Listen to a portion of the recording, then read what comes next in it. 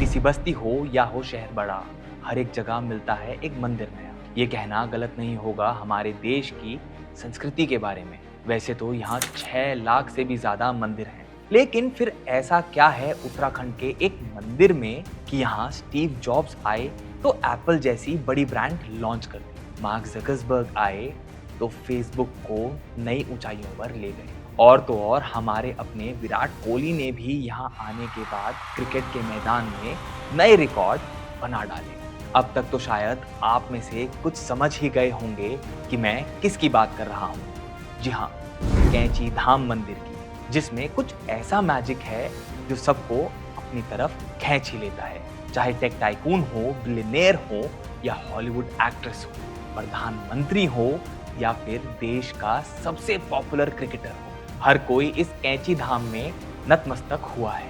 आपको बता दें, कैंची धाम की जो नींव या कह लो जड़ें हैं, वो जुड़ी हैं स्वर्गीय नीम करोली बाबा से, जिनको लोग आज भी प्यार से महाराज जी भी बुलाते हैं। कौन थे ये बाबा? क्यों इतना मानते हैं लोग इन्हें? क्या लीलाएं करते थे ये? और क्या सच में इनके कैंची धाम जाने से इंसान की इच्छाएं पूरी हो जाती हैं? अगर मन में ये सब सवाल हैं तो आज की इस वीडियो में आपको सारे जवाब मिल जाएंगे, ये मेरा वादा है। लेकिन शुरू करने से पहले जिन्होंने चैनल को सब्सक्राइब नहीं किया है वो जल्दी से सब्सक्राइब कर दें ऐसे ही और इंटरेस्टिंग वीडियोस देखने के लिए।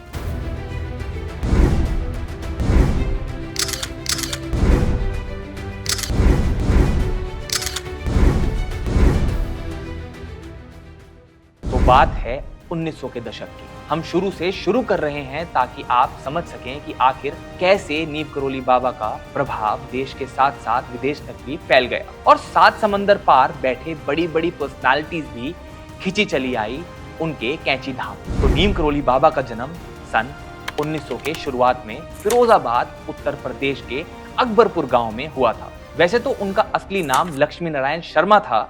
फिर ऐसा क्या हुआ कि आज उनको हम सभी उन्हें नीम करोली बाबा या नीम करोली बाबा के नाम से जानते हैं? इसके पीछे भी एक रोचक कहानी है उस वक्त की जब बाबा नीम करोली गांव में रहा करते थे। एक बार बाबा नीम करोली से फर्रुखाबाद जा रहे थे और वो ट्रेन के फर्स्ट क्लास कंपार्टमेंट में सफर कर रहे थे। उनके साधु वाले रूप को देखकर एक एंग्लो इंडियन कंडक्टर ने उनसे कहा कि वो अगले स्टेशन पर ट्रेन से उतर जाएं, और उन्होंने ऐसा ही किया। वो अगले स्टेशन पर उतर गए और प्लेटफॉर्म पर बैठ गए। लेकिन फिर कुछ अजीब हुआ। स्टेशन स्टाफ की हर कोशिश के बावजूद ट्रेन चल ही नहीं पाई। ट्रेन 2 घंटे तक डिले हो गई। कंडक्टर के पास इस प्रॉब्लम का कोई जवाब नहीं था, क्योंकि इंजन तो चालू था लेकिन ट्रेन के व्हील्स घूम ही नहीं रहे थे। पूरी ट्रेन के कंपार्टमेंट्स को अच्छी तरह से चेक किया गया, लेकिन कहीं भी कोई मैकेनिकल फॉल्ट नहीं मिला। जब अथॉरिटीज इस प्रॉब्लम को समझने की कोशिश कर रहे थे, तब कुछ रेलवे एम्प्लॉइज ने मजाक में बाबा से कहा, आप ही ट्रेन को चला दो। इसका जवाब देते हुए बाबा ने कहा, मुझे तो इस ट्रेन से उतार दिया और अब मुझे कह रहे हो कि ट्रेन को चला दूं।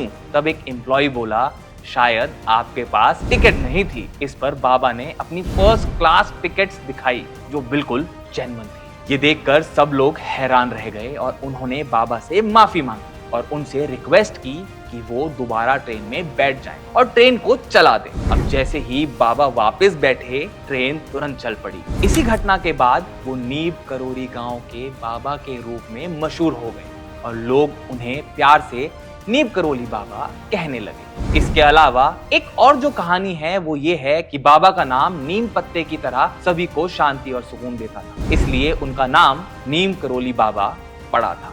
उनके बारे में ये भी कहा जाता है कि वो कई बार गायब हो जाते थे और अलग अलग जगह पर अलग अलग नाम से जाने जाते थे, जैसे तलई वाले बाबा, तिकोनिया वाले बाबा, हांडी वाले बाबा एंड ऑल्सो एज बाबा लक्ष्मण दास। चाहे कोई विश्वास करे या ना करे, some legacies are nothing short of magic on earth. Neem Karoli Baba का जीवन भी कुछ ऐसा ही था। जब वो सिर्फ 11 साल के ही थे, उनकी शादी कर दी गई थी, लेकिन तभी उन्होंने अपने घर को छोड़कर एक संत का जीवन अपनाने का निर्णय ले लिया था। उनका इतनी छोटी उम्र में ऐसा फैसला लेना वाकई हैरान कर देने वाला था। हालांकि कुछ सालों बाद उनके पिता उनको वापस घर ले आए थे, जिसके बाद उन्होंने गृहस्थ जीवन जिया, लेकिन शायद उनका जन्म आम जिंदगी जीने के लिए नहीं हुआ था।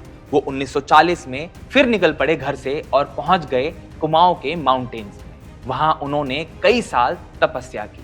बता दें कि उन्होंने कभी भी अपने आप को एक संत या साधु दिखाने के लिए कोई अलग पहचान नहीं अपनाई। बस एक सफेद धोती पहने और अपने ऊपर एक कंबल या कॉटन की चद्दर लपेटे हुए ही पूरा जीवन निकाल दिया। वो तो उनके भक्त ही थे जो उनको पवन पुत्र हनुमान जी का रूप मानते थे, क्योंकि बाबा जी ने ऐसे ऐसे चमत्कार किए अपने जीवन में जो लोगों को हनुमान जी के किए चमत्कारों की याद दिलाते थे। खैर, ये विश्वास आध्यात्मिक अनुभवों और आस्था पर आधारित है, ना कि किसी प्रत्यक्ष कहानी या ऐतिहासिक ग्रंथ पर एक बात जो सच है वो ये कि बाबा जी हमेशा अपने भक्तों को हनुमान जी की भक्ति करने और उनके मार्ग पर चलने की प्रेरणा देते थे, क्योंकि वो स्वयं एक हनुमान भक्त थे। नीम करोली बाबा के चमत्कारों से जुड़ी एक और कहानी जो बहुत प्रचलित है वो इस प्रकार है कि एक बार एक बच्चे को स्मॉल पॉक्स हो गया था और लग रहा था कि अब उसका वक्त आ गया है। डॉक्टर्स ने भी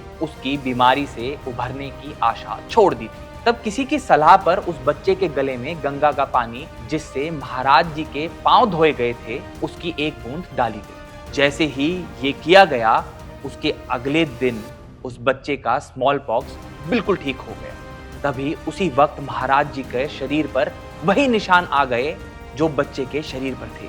लोगों को उस समय ये समझ नहीं आया, लेकिन बाद में उन्हें पता चला कि बच्चे के ठीक होने और महाराज जी के निशान का आपस में क्या कनेक्शन था। ये तो बस कुछ उदाहरण हैं नीम करोली बाबा के अविश्वसनीय चमत्कारों के। उन्होंने अपनी पूरी जिंदगी अनेक लोगों की मदद की और उन्हें जीवन का सच्चा मार्ग दिखाया। उनका कहना था, भक्ति और सेवा से ही इंसान अपने जीवन का उद्धार कर सकता है। नीम करोली बाबा के ऐसे चमत्कारों को आए दिन देख और सुनकर 1960s तक हाल ऐसा हो गया था कि बाबा के भक्तों की संख्या दिन प्रतिदिन बढ़ती जा रही थी और रुकने का नाम ही नहीं ले रही थी। इसी दौरान 1962 में नीम करोली बाबा ने अपने एक भक्त पूर्णानंद जी के साथ मिलकर कैंची धाम की स्थापना की थी, जो आज हम सभी के बीच इतनी पॉपुलर है। ये जगह उत्तराखंड के नैनीताल के पास एक सुंदर घाटी में स्थित है। यहाँ से बहती हुई शिप्रा नदी के दोनों तरफ घाटी का आकार ऐसा लगता है मानो एक कैंची का आकार हो, और इसी वजह से इस जगह का नाम कैंची धाम पड़ा। वैसे तो आज भारत समेत पूरी दुनिया में नीम करोली बाबा के सैकड़ों आश्रम और मंदिर हैं, जैसे Vrindavan, Delhi, Rishikesh, Lucknow, Texas, new Mexico, United states, लेकिन कैंची धाम उसमें से सबसे पहला और बड़ा है। इस मंदिर के निर्माण से जुड़ी एक कहानी काफी दिलचस्प है, सुनाता हूँ आपको। कहते हैं कि एक बार कैंची धाम में एक बड़ा पत्थर काम के बीच रुकावट बन रहा था। उस पत्थर को हटाने के लिए कई लोगों ने कोशिश की, लेकिन कोई सफल नहीं हो पाया। तब नीम करोली बाबा ने अपने आसन पर बैठकर उस पत्थर को हटने का आदेश दिया और वो पत्थर अपने आप हिलकर रास्ते से हट गया। बाबा के चमत्कारों की कहानियां सिर्फ उनके हिंदुस्तानी भक्त ही नहीं बल्कि विदेशी भक्त भी सुनाते हैं। अमेरिका जैसे देश में पढ़े लिखे मैथ्स के प्रोफेसर रिचर्ड एल्पर्ट बताते हैं कि जब वो इंडिया में बाबा से मिले तो वो भी चौंक गए थे, क्योंकि बाबा ने उन्हें ये तक बता दिया था कि वो रात को सितारों को देखते हुए अपनी माँ को याद करते हैं। इसके बाद वो बाबा के इतने बड़े भक्त बन गए कि ना सिर्फ उन्होंने अमेरिका जाकर नीम करोली बाबा का आश्रम खोला, बल्कि वहाँ प्रवचन भी करने लग गए और रामदास के नाम से पहचाने जाने लगे। उन्होंने 1979 में बाबा के चमत्कारों पे मिरेकल ऑफ लव नाम की बुक तो लिखी ही थी, उससे पहले 1971 में पब्लिश हुई अपनी एक और बुक बी हियर नाउ में उन्होंने अपना एक्सपीरियंस भी शेयर किया था कि how he has found himself in India following a guru and learning yoga, meditation, Buddhism etcetera. इसी बुक से इंस्पायर होकर स्टीव जॉब्स अपनी सारी सेविंग्स खर्च कर 1974 में इंडिया आए अपने फ्रेंड और फेलो ड्रॉप आउट डैन कोटके के साथ और कैंची धाम पहुंचे। हालांकि उन्हें नीम करोली बाबा के दर्शन नहीं हो पाए थे, उनका सपना ही रह गया था, क्योंकि वो उनके आने से कुछ टाइम पहले ही यानी कि 11 सितंबर 1973 में ही समाधि ले चुके थे। लेकिन यहाँ से शायद उनको अपनी जिंदगी का मकसद समझ जरूर आ गया था। आश्रम के लोग बताते हैं कि उस दौरान उन्होंने बाबा की समाधि के आगे बैठकर ध्यान लगाया था और इंग्लिश वाली हनुमान चालीसा भी पढ़ी थी। लोगों का तो ये भी कहना है कि उनको जब पता चला कि बाबा का फेवरेट फ्रूट एप्पल है, इससे इंस्पायर होकर ही उन्होंने एप्पल ब्रांड, जो आज हम अधिकतर लोगों की जिंदगी का हिस्सा है, उसका लोगो डिजाइन किया था। आप तो क्या, मैं खुद हैरान था जब मुझे पता चला कि सिर्फ हम इंडियंस ही नहीं, एक विदेशी तक जब परेशान होता है और उसे आगे बढ़ने का रास्ता नजर नहीं आता, तो वो भी मंदिर जाने की सोचता है, वो भी इंडिया में, और वो भी लाखों मंदिर छोड़ के सिर्फ कैंची धाम। कुछ तो बात होगी ही नीम करोली बाबा के कैंची धाम में कि स्टीव जॉब्स ना सिर्फ यहाँ खुद आए, बल्कि उन्होंने मार्क ज़करबर्ग को भी नीम करोली बाबा के आश्रम आने की सलाह दी। दुनिया भर के करोड़ों लोगों को जोड़ने वाले फेसबुक प्लेटफॉर्म के फाउंडर मार्क ज़करबर्ग की कहानी भी कुछ ऐसी ही है। उन्होंने अपनी और प्राइम मिनिस्टर मोदी जी से 2015 में एक बातचीत के दौरान खुलासा किया था कि जब फेसबुक के इनिशियल डेज में वो स्ट्रेस में थे और ये तक सोच रहे थे कि फेसबुक को बेच देना चाहिए, तब उनके मेंटर स्टीव जॉब्स ने उन्हें कहा था कि in order to reconnect to the world, which I believe is the mission of your company, तुम्हें इंडिया में इस मंदिर में जाना चाहिए जहां मैं गया था। Before things were really going well and we had hit a tough patch and a lot of people wanted to buy Facebook and thought we should sell the company, I went and I saw one of my mentors, Steve Jobs, and he told me that in order to reconnect with what I believed as the mission of the company, I should visit this temple that he had gone to in India. उनकी सलाह मानते हुए 2008 में हाथ में एक book लिए mark America से यहाँ कैंची धाम सोचकर तो एक दिन का ही आए थे, लेकिन वो रुके थे 2 दिन के। वो दिन है और आज का दिन है, हम सभी जानते हैं कि फेसबुक एक ऐसा प्लेटफॉर्म बन चुका है कि चाहे कितने भी नए प्लेटफॉर्म्स इंट्रोड्यूस हो जाएं, वो सब मिलकर भी इसकी पॉपुलैरिटी को कम नहीं कर सकते। स्टीव जॉब, मार्क ज़करबर्ग के अलावा आपको ये भी जानकर हैरानी होगी कि हॉलीवुड एक्ट्रेस जूलिया रॉबर्ट्स तो नीम करोली बाबा की सिर्फ फोटो देखकर ही उनसे प्रभावित हो गई।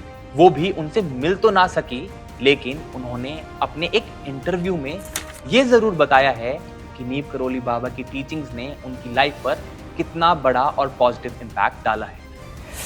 It came from seeing a picture of a guru called Neem Karoli Baba. And I was so drawn to the picture of this person, and I didn't know who he was or what he was about, but felt a very strong interest. वहीं और भी कई business tycoons और famous personalities Neem Karoli Baba के भक्तों की list में शामिल हैं। लैरी ब्रिलियंट, जो गूगल ऑर्गेनाइजेशन के पहले डायरेक्टर थे, उनकी wife Girija, scholar and writer Yvette Rosser, Daniel Goleman, author of emotional intelligence, and Jeff Skoll of eBay, इन सब ने भी उनकी टीचिंग्स को अपनी लाइफ में फॉलो किया है। अब ये तो हो गई उनके विदेशी भक्तों की बात। इंडिया में तो हिंदूज, मुस्लिम, सिख, क्रिश्चियंस और इवन एथिस्ट सभी उनकी तरफ खिंचे चले आते थे। Former president of India V V Giri, former vice president of India Gopal Swarup Pathak, justice Vasudev Mukherjee, famous industrialist Jugal Kishore Birla, professor of Allahabad university Dada Sudhir Mukherjee, Grammy award nominee Krishna Das, famous musician Jai Uttal, poet Sumitra Nandan Pant and और भी ऐसे कई मशहूर हस्तियां बाबा के बड़े भक्त रह चुके हैं। इनके अलावा 2 और ऐसी पर्सनालिटीज रही हैं जिनके बारे में सुनकर शायद आपको और भी हैरानी होगी। ये बात है सन 1962 की, जब बाबा ने शिप्रा नदी के किनारे अपने आश्रम की स्थापना करने का फैसला किया। लेकिन उस वक्त उनके पास ना धन था, ना ही कोई और साधन, और जमीन भी नहीं थी। लेकिन अपनी धुन के पक्के बाबा ने यहीं आश्रम बनाने का मन बना लिया और जमीन पाने के लिए बाबा ने वन विभाग के अधिकारियों से बात की। बहरहाल तब उनके पास वंचित भूमि उपलब्ध करवाने का कोई रास्ता नहीं था। बाबा ने उनसे पूछा, तो जमीन कैसे मिल सकती है? अधिकारियों ने उनसे कहा, ये काम सिर्फ एक वन मंत्री ही कर सकते हैं। बाबा ने मुस्कुराते हुए कहा, ठीक है, उनसे ही मांग लेंगे। लोग हैरान रह गए जब कुछ दिन बाद बाबा को कहीं जाना नहीं पड़ा, बल्कि उस वक्त के कृषि और वन मंत्री चौधरी चरण सिंह खुद ही उनके पास पहुंच गए। बाबा ने जब उनसे मंदिर निर्माण के लिए भूमि की मांग की तो उन्होंने वन विभाग की जमीन मंदिर के लिए सिर्फ 1 रुपए की लीज पर दे दी। कहानी यहीं खत्म नहीं होती। इसके बाद बाबा ने चरण सिंह को अपना आशीर्वाद दे दिया कि एक दिन वो भारत के प्रधानमंत्री बनेंगे।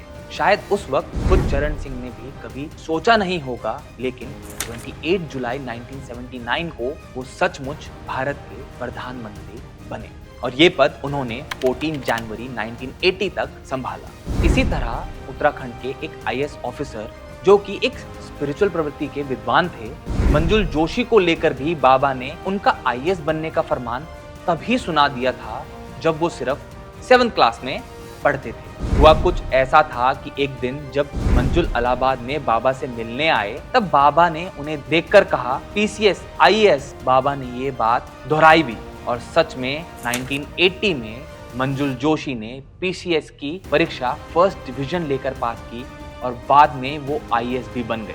यही नहीं, उन्होंने बाबा पर महाराज टू मां नाम की एक किताब भी लिखी है जो उनकी स्पिरिचुअल जर्नी को दर्शाती है।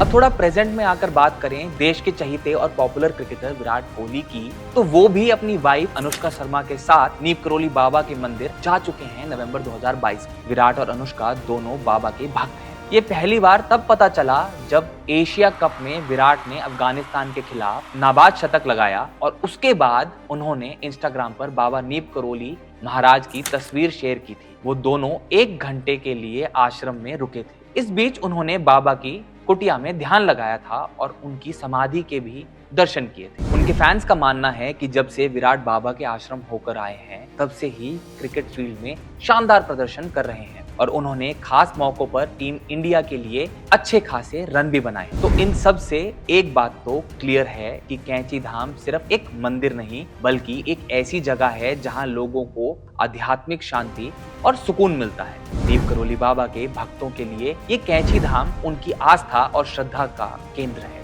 यहाँ आने वाले भक्तों का विश्वास है कि बाबा की कृपा से उन्हें अपनी जिंदगी के सवालों के जवाब मिल सकते हैं, उनकी सारी मनोकामनाएं पूरी हो सकती हैं और यहाँ तक कि उनकी पूरी जिंदगी ही बदल सकती है। तो दोस्तों, अगर आपको कभी भी मौका मिले तो जरूर जाएं नीम करोली बाबा के कैंची धाम। शायद बाकी बड़ी हस्तियों की तरह आपकी जिंदगी भी वहां जाकर बदल जाए। लेकिन गौर करने वाली बात यह है कि हर जगह की तरह इसको लेकर भी कुछ क्वेश्चंस और कंट्रोवर्सीज हैं। जैसे कई लोग ये सवाल उठाते हैं कि क्या सच में ये मंदिर इतना पावरफुल है या ये सिर्फ कोइंसिडेंस है कि इतनी सारी फेमस पर्सनालिटीज यहाँ आई हैं और उनकी जिंदगी बदल गई। वहीं कुछ लोगों का मानना है कि नीम करोली बाबा के मिरेकल्स और उनके आश्रम का इम्पैक्ट थोड़ा एग्जैजरेट किया गया है। स्केप्टिक्स का तो कहना है कि ये सब सिर्फ साइकोलॉजिकल इम्पैक्ट हो सकता है, जहाँ लोग अपने मन को शांति देते हैं और इससे उन्हें क्लैरिटी मिलती है। इसके अलावा लोगों का ये भी मानना है कि नीम करोली बाबा के देश विदेश के सभी आश्रमों का कमर्शलाइजेशन हो गया है और ये अब स्पिरिचुअल सेंटर से ज्यादा टूरिस्ट अट्रैक्शन बन गए। वैसे जो भी मैंने आपको इंसिडेंसेस बताए उनमें से कई का कोई डॉक्यूमेंटेड प्रूफ भी नहीं मिलता, जो इनकी ऑथेंटिसिटी पर जरूर सवाल उठाता है। इसलिए क्या सच है क्या नहीं ये कहना तो थोड़ा मुश्किल है, पर जरूरी ये है कि हम दोनों साइड्स को देखें और अपने एक्सपीरियंस से जज करें। आज के लिए इतना ही। अगर आपको ये वीडियो पसंद आया हो तो इसे लाइक करें और हमारे चैनल को सब्सक्राइब करना ना भूलें और कमेंट्स में ये जरूर बताएं कि आप हमारी नेक्स्ट वीडियो किस टॉपिक पे देखना चाहते हैं। मिलते हैं अगले वीडियो में, तब तक के लिए नमस्ते।